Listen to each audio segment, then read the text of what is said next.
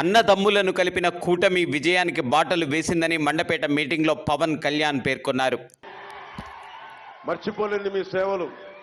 అందరూ నర్సరీలు, చిన్న చిన్న నర్సరీలు నడుపుకునే యువకులు జనసేన సిద్ధాంతాలకు ఆకర్షితులై మీరు కూర్చొని అందరూ డబ్బేసుకుని 50,000 రూపాయలు ఆపదలో ఉన్న వారికి, కష్టాల్లో ఉన్న వారికి అందజేయడం నాకు నిజంగా మనసుని కదిల్చివేసింది. కోరుమిల్లి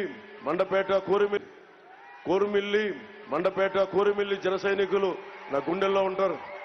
మండపేట జన సైనికులందరికీ, పెద్దలందరికీ, భారతీయ జనతా పార్టీ నాయకులందరికీ, తెలుగుదేశం నాయకులందరికీ, కార్యకర్తలకి, ప్రతి ఒక్కరికి పేరు పేరున నా హృదయపూర్వక ధన్యవాదాలు తెలుపుకుంటున్నాను. కొత్తపేట పాపమ్మ బండారు శ్రీనివాస్ గారు, బండారు సత్యానంద్ గారు, ఇద్దరు అన్నదమ్ములు.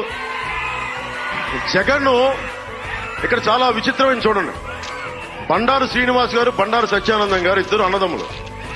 ఒకళ్ళేమో బండారు శ్రీనివాస్ గారు నా జనసేనలో ఉంటారు, బండారు సత్యానంద గారేమో టీడీపీలో ఉంటారు. ఇది మన కూటమి అన్నదమ్ముల్ని కలిపింది.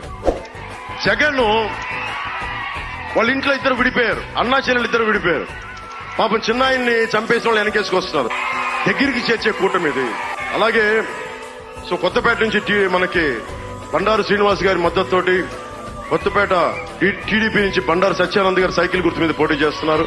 వారికి మనస్ఫూర్తిగా మీ మద్దతు, జన సైనికులు, జనసేన మద్దతు ఇవ్వాలని మనస్ఫూర్తిగా కోరుకుంటున్నాను. ప్రజల మద్దతు ఇవ్వాలని.